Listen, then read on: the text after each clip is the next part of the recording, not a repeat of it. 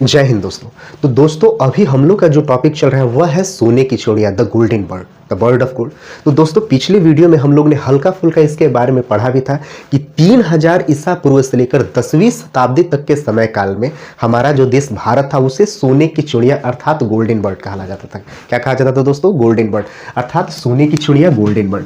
जो हम लोग का जो देश था उसको हम लोग क्या कहते थे? Golden bird.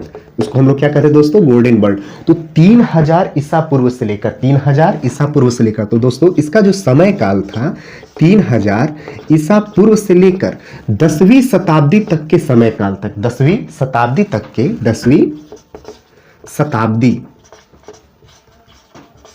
तक का जो समय काल था उस समय काल में अर्थात प्राचीन भारत में हमारा देश को सोने की चिड़िया, the golden bird, the bird of gold कहा जाता था दोस्तों। वह दोस्तों इस कारण नहीं था कि यहाँ पे सोने की चिड़िया उड़ती थी या फिर यहाँ की जो चिड़िया थी उसके सोने के पंख थे, उड़ल चिड़ैया फुर फुर, ऐसी बात नहीं थी। यह नहीं था दोस्तों। यहाँ पे अगर बात करें हमारे देश के बारे में तो वो इस कारण था सोने की चिड़िया, क्योंकि यहाँ पे उस समय मतलब भारत जो था यहाँ पे सबसे अधिक सोना पाया जाता था। यहाँ पे क्या पाया जाता हमारे देश में दोस्तों? सबसे अधिक। उस समय भारत तो और अन्य सभी देशों से अधिक धनवान, बलवान, ज्ञानवान तथा गुणावान था, क्योंकि यहाँ की मिट्टी काफी उपजाऊ थी। यहाँ की मिट्टी क्या थी दोस्तों? काफी उपजाऊ थी।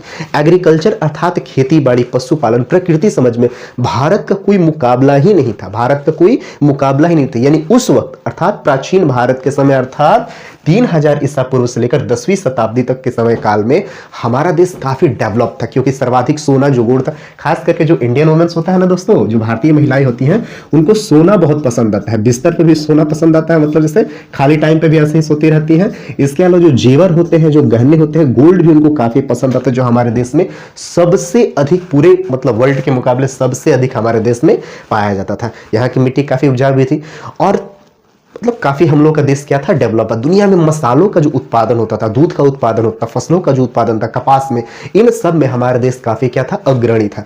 इसके अलावा दुनिया का सबसे पहला विश्वविद्यालय, सबसे इंपॉर्टेंट टॉपिक है दोस्तों, दुनिया में शिक्षा की, अगर ये तो मतलब जैसे डेवलप की बात, अगर शिक्षा की बात की जाए तो दुनिया का सबसे पहला जो विश्वविद्यालय था, the first university in the world, Takshashila. क्या था दोस्तों? तक्षशिला। वह विश्वविद्यालय हमारे देश भारत में ही स्थित था। तो दोस्तों अगर हम बात करें तक्षशिला विश्वविद्यालय, किस विद्यालय की दोस्तों?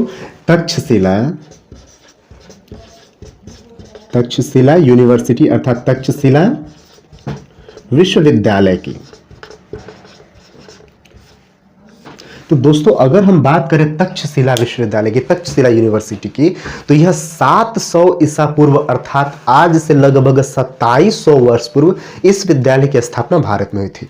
और दोस्तों यहाँ पर 10,000 से भी अधिक छात्र तथा 60 से भी अधिक विषयों को पढ़ाया जाता था। अर्थात शिक्षा स्तर पर भारत का कोई मुकाबला ही नहीं था। जो तक्षशिला विश्वविद्यालय था, the first university in the world in India, the first university in the world, Takshashila university in India. और यहाँ पर लगभग 10,000 10,000 से भी अधिक विद्यार्थियों को पढ़ाया जाता था। और मतलब 60 सब्जेक्ट यानी 60 विषयों को 60 सब्जेक्ट को क्या किया जाता था दोस्तों?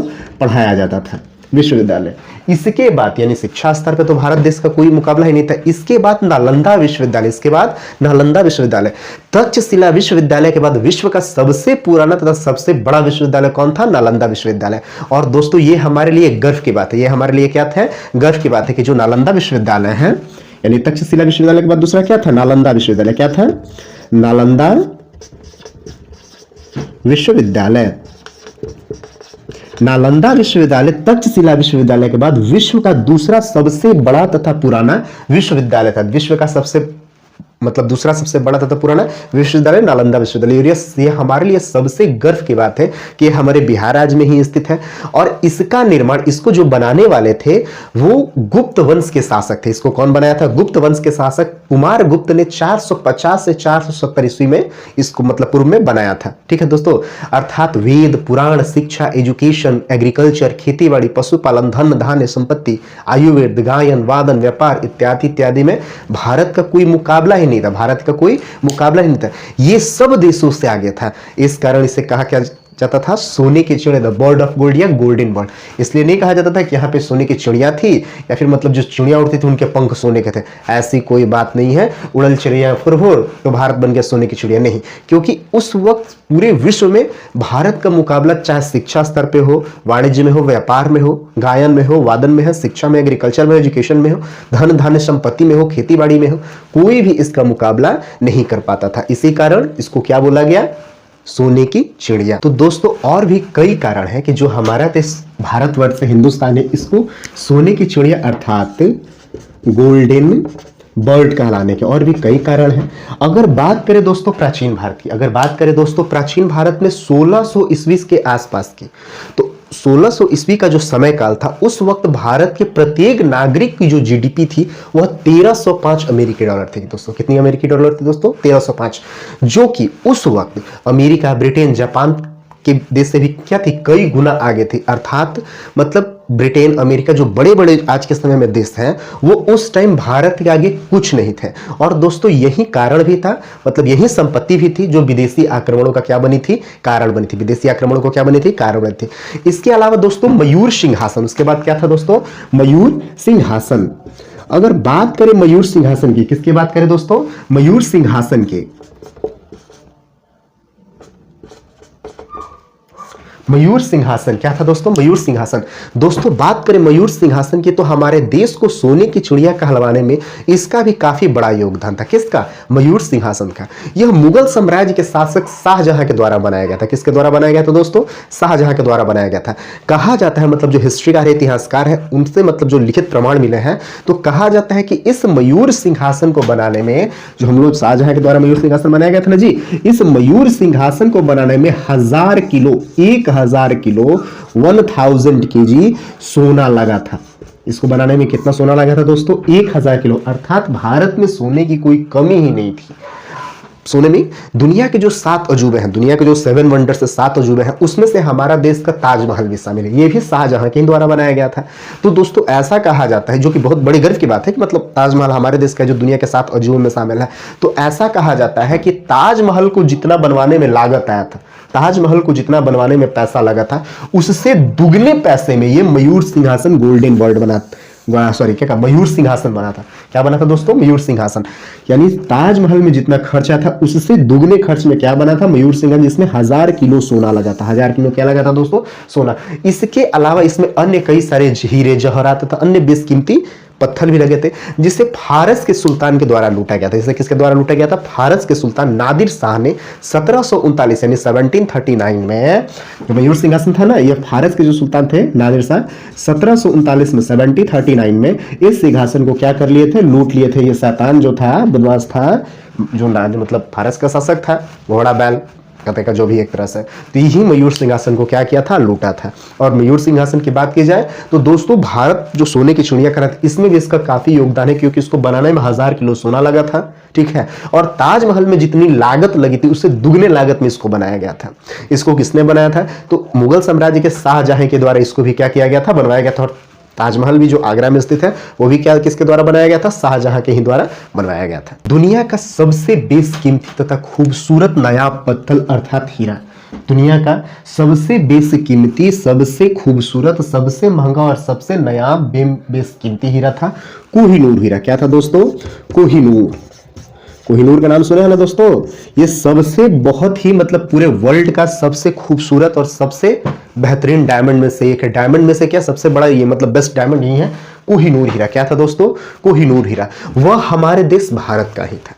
बात करें अगर कोहिनूर हीरा की, तो यह हीरा दक्षिण भारत के काकतीय राजवंश को गोलकुंडा के खदान से मिला था। किस खदान से मिला था दोस्तों, गोलकुंडा। ये कॉम्पिटिटिव एग्जाम में खास करके पूछा जाने वाला क्वेश्चन है कि कोहिनूर हीरा जो था वह कहां से मिला था। कोहिनूर हीरा कहां से मिला था, तो दक्षिण भारत के काकतीय राजवंश को, दक्षिण भारत के काकतीय राजवंश को गोलकुंडा, यह कहां से मिला था दोस्तों, गोलकुंडा का जो खदान था, जो गोलकुंडा का जो खदान था, वहीं से क्या, ये मतलब साउथ इंडिया का था, साउथ इंडिया में एक वंश था काकतीय वंश। साउथ इंडिया में क्या था? एक वंश था काकतीय वंश, और उसको यह हीरा जो कोहिनूर था वो गोलकुंडा के खदान से मिला था। गोलकुंडा के खदान से क्या मिला था? कोहिनूर हीरा मिला था। ठीक है, गोलकुंडा के खदान से मिला था, जिससे अंग्रेजों द्वारा लूटकर ब्रिटेन ले जाया गया था। जिसको अंग्रेजों द्वारा लूटकर कहां ले गया था? ब्रिटेन। और आज भी यह हीरा ब्रिटेन महारानी के मुकुट के सिर का क्या है? ताज। जो मुकुट होता है ना, जो ये कोहिनूर हीरा है जो मुकुट होता है, तो मुकुट के सर का ये क्या है? एक प्रकार से ताज है, जिसको अंग्रेजों के द्वारा लेके गया था। अगर बात किया जाए इसकी कीमत की, तो इसकी वर्तमान कीमत लगभग 1 अरब डॉलर। कितना है दोस्तों? 1 अरब डॉलर। 1 अरब डॉलर किसका? एक कोहिनूर हीरा का। किसका है दोस्तों? कोहिनूर हीरा का। कोहिनूर हीरा का वर्तमान कीमत कितना है? 1 अरब डॉलर, अर्थात बहुत ही ज्यादा। तो दोस्तों आप लोग सोच सकते हैं कि हमारा देश कितना आगे था। हमारा देश क्या था? कितना आगे था। आज हम लोग कहीं जाते हैं तो खास करके जो कई सारी विदेशी लड़कियां होते हैं, विदेशी आदमी होते हैं, ऐसे बोलते हैं ना, मतलब जैसे यू आर इंडियन, तुम भारतीय हो, यू आर इंडियन, ऐसे बोलेंगे, मतलब लगेगा कि उनके आगे कोई देश है ही नहीं। अरे गर्व से कहो, of course I am Indian. आज जितना भी मतलब जो रानी एलिजाबेथ, क्वीन एलिजाबेथ जो थे, उनके जो सर का ताज है उस पे कोहिनूर हीरा, और वो कोहिनूर हीरा हमारे भारत का ही था। ठीक है, मयूर सिंहासन जो फारस के द्वारा लूटा गया, जो जिस ताजमहल बना था उससे दुगनी कीमत का बना था। तो यानी सोच सकते हैं कि हमारा देश कितना आगे था। तो गर्व से कहो, of course we are Indian. लूटे हो ससुर तुम लोग और फिर बोलोगे यू आर इंडियन। यानी ब्रिटेन से भी हमारे, यानी कई सारे जो देश थे, अमेरिका, ब्रिटेन, चाइना से भी हमारा देश क्या था? आगे था। तो दोस्तों आप लोग को मालूम है, इसके अलावा दोस्तों आप लोग को मालूम है उस्मान अली खां के बारे में? एक हमारे देश के सबसे नायाब व्यक्ति में से कौन थे? उस्मान अली खान। कौन थे दोस्तों? उस्मान अली खान। ये कौन थे? उस्मान अली खान। अगर बात किया जाए उस्मान अली खान के बारे में, अगर बात किया जाए उस्मान अली खान के बारे में, तो उस्मान अली खान हैदराबाद के शासक थे। हैदराबाद के क्या थे? शासक थे। और 1937 में 1937 में शांति से सुनिएगा दोस्तों, 1937 में 1937 में उस्मान अली खान को दुनिया का सबसे अमीर आदमी का पद मिला था। यानी 1937 में 1930, आज जैसे आज दुनिया के सबसे रिचेस्ट पर्सन कौन है? एलन मस्क, टेस्ला के जो मतलब स्पेस एक्स उनकी कंपनी भी है, कि स्पेस एक्स मतलब जैसे कंपनी है USA United state of America के थे, मतलब के थे नहीं है, टेस्ला कंपनी भी है। तो आज मतलब कई सालों से मतलब जैसे सबसे आगे मतलब जैसे अमेरिका के ही लोग आ रहे थे, लेकिन एक टाइम था कि उस्मान अली खान ये हैदराबाद के शासक थे। कहाँ के शासक थे? हैदराबाद। और 1937 में 1937 में दुनिया के सबसे धनी मनी व्यक्ति के लिस्ट में ये क्या थे? नंबर, यानी दुनिया के सबसे अमीर इंसान, दुनिया के सबसे अमीर इंसान। और इतना ही नहीं दोस्तों, जो टाइम मैगजीन था, टाइम मैगजीन ने उनकी फोटो अपनी पत्रिका के कवर पेज पे लगाया था। किनकी फोटो? उस्मान अली खान की, जो हैदराबाद के क्या थे? शासक थे। और 1937 में 1937 में ये दुनिया के फर्स्ट रिचेस्ट पर्सन मतलब बने थे, फर्स्ट रिचेस्ट पर्सन थे, दुनिया के सबसे अमीर आदमी। और टाइम मैगजीन ने इनकी फोटो अपनी पत्रिका के कवर पेज पे लगाया था। उस वक्त अमेरिका के अर्थव्यवस्था, जो अमेरिका जितना बड़ा देश है, USA United state of America जो यूएसए है ना, उसके अर्थव्यवस्था का 2% के बराबर अकेले इनकी संपत्ति थी। जो यूएसए था ना, यूनाइटेड स्टेट ऑफ अमेरिका है ना, इसका जो जितना अर्थव्यवस्था था 1937 में, इसके 2% के बराबर सिर्फ और सिर्फ अकेले कौन थे? उस्मान अली खान की संपत्ति थी। उस्मान अली खान की संपत्ति थी। इनके पास 50 रोल्स रॉयल थे। इनके पास 50 क्या थे? Rolls Royal. Rolls Royal car समझ रहे हैं ना कितनी महंगी होती है? तो इनके पास 50 रोल्स रॉयल थे। तो आप समझ सकते हैं कि हमारे भी देश में धनी मनी व्यक्तियों की कमी नहीं है। कई लोग तो ऐसे कहते थे कि जो 50 रोल्स रॉयल थे वो इससे कूड़ा फेंकने का काम करते थे। तो कितने ये धनी मनी थे, यानी हमारे देश में कितने धनी मनी थे। तो दोस्तों इस बात से भी आप समझ सकते हैं कि हमारा देश सोने की चिड़िया, द गोल्डन बर्ड इसलिए भी कहलाता है, मतलब इसलिए भी कहलाता है कि जब 1739 में जब पर्सिया के शासक नादिर शाह ने 1739 में जो नादिर शाह था, जो मयूर सिंहासन लूट कर ले गया था, तो दिल्ली को जब लूटा था, जब 1739 में नादिर मतलब पर्सिया के शासक नादिर शाह ने दिल्ली को लूटा था, तो वह इतना धन लूटा था कि 3 साल तक, 3 वर्षों तक पर्सिया देश में किसी भी व्यक्ति ने टैक्स ही नहीं दिया था। यानी समझ में आ रहा है ना, 1739 में जो मयूर सिंहासन को लूटा गया था, किसके द्वारा? नादिर शाह के द्वारा लूटा गया था, पर्सिया का शासक था। और जो उसने दिल्ली को भी लूटा था, तो इतना यहां से उसको धन लूट के, मतलब इतना उसको धन मिला था, लूटा था, कि 3 साल तक किसी पर्सिया के व्यक्ति ने दिया ही नहीं था टैक्स। तो दोस्तों प्राचीन भारत के समय काल में तो समझ सकते हैं। तो दोस्तों प्राचीन भारत के समय काल में धन मतलब धन धान्य विद्या संपत्ति शिक्षा एग्रीकल्चर स्वास्थ्य विद्या निषद उपनिषद गायन वायन आयुर्वेद नक्काशी सोना चांदी मसाले कपास फसलें, इन सब में दोस्तों भारत का कोई मुकाबला ही नहीं था। भारत का क्या था, कोई मुकाबला ही नहीं था। इसीलिए भारत को बोला जाता है द गोल्डन बर्ड, सोने की चिड़िया, द बर्ड ऑफ गोल्ड या गोल्डन बर्ड, सोने की चिड़िया। हम इंडिया को अपने क्या बोलते हैं, सोने की चिड़िया, the golden bird, the bird of gold, सोने की चिड़िया। हाँ समय हो गया जी। तो दोस्तों आज के वीडियो में बस इतना ही। दोस्तों हम नेक्स्ट वीडियो में जानेंगे कि हमारा अखंड भारत क्या था। क्या था दोस्तों, अखंड भारत। भारत से कितने और कब कब कौन कौन से देश टूटे थे। लगभग बात किया जाए अखंड भारत की तो लगभग भारत अखंड भारत से 15 देश टूटे थे। कितने देश टूटे थे दोस्तों, 15 देश। पाकिस्तान अफगानिस्तान म्यांमार इत्यादि इत्यादि आती थी। मतलब जैसे ही नेपाल भी भारत का ही अंग था। यहीं पर सीता मैया जो थी ना, जो राम जी की मतलब जो पत्नी थी वाइफ थी, उस सीता मैया की यहीं पे शादी हुई थी। अर्थात जनकपुर मिथिला जहां माता सीता का क्या हुआ था, स्वयंवर हुआ था, वह स्थान नेपाल देश में है, जो भारत का ही एक क्या था, अंग है। इसके अलावा भूटान म्यांमार चाइना। अगर बात किया जाए चाइना के, किसके दोस्तों, चाइना के, तो चाइना का 60% जो चाइना कंट्री है ना, जो इतना भोंकता है इतना कूदता है, चाइना का 60% का जो एरिया है, चाइना का क्या है 60% का जो एरिया है, वो हमारे अखंड भारत का ही एक अंग था। यानी चाइना भी हम लोग का क्या था, अखंड भारत में ही है। हम लोग का जो वेद पुराण है उसमें एक पर्वत का उल्लेख है, कैलाश पर्वत। हमारे जो वेद है पुराण है उसमें किस पर्वत का उल्लेख है, कैलाश पर्वत। किस पर्वत का उल्लेख है, कैलाश पर्वत। ठीक है, ऐसा कहा जाता है कि कैलाश पर्वत क्या है, इसमें मतलब महादेव का मतलब निवास स्थान माना जाता है। वह चाइना में है, वह क्या है, चाइना में। यह अतः यह कहा जा सकता है क्योंकि कैलाश पर्वत हमारे वेद पुराण में इसका उल्लेख है जी, और ये कैलाश पर्वत चाइना में है। इसका अर्थ क्या हुआ, यानी चाइना का लगभग चाइना का आधा से अधिक भाग हमारा क्या था, अखंड भारत में ही था। तो ये मतलब हम लोग आगे इसके बारे में जानेंगे कि अखंड भारत, उसके बाद श्रीलंका भी एक प्रकार से अखंड भारत के ही मतलब एक भाग में से मतलब एक था। अब वो कैसे था इसके बारे में और भी जानेंगे। अफगानिस्तान पाकिस्तान, ठीक है, म्यांमार चाइना भूटान नेपाल, ये सारे के सारे अखंड भारत के ही एक अंग थे। अब ये कैसे टूटे, कब टूटे, क्यों टूटे, अब ये नेक्स्ट वीडियो में हम लोग जानेंगे। तो उम्मीद है कि वीडियो पसंद आया होगा। तो नेक्स्ट वीडियो के लिए वेट करिए। जय हिंद जय भारत।